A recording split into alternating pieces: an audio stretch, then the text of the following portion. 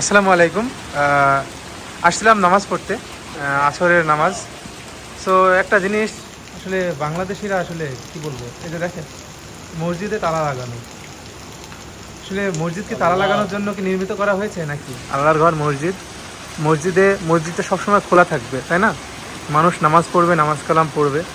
So আসলে আমরা যারা পথচারী আছি, বিভিন্ন জায়গায় আছি, আমরা অনেক সময় দেখা যাচ্ছে যে এক এলাকা থেকে আরেক এলাকায় যাই। সো এই যে মসজিদে যে আপনারা তালাটা মারেন, কেন মারেন?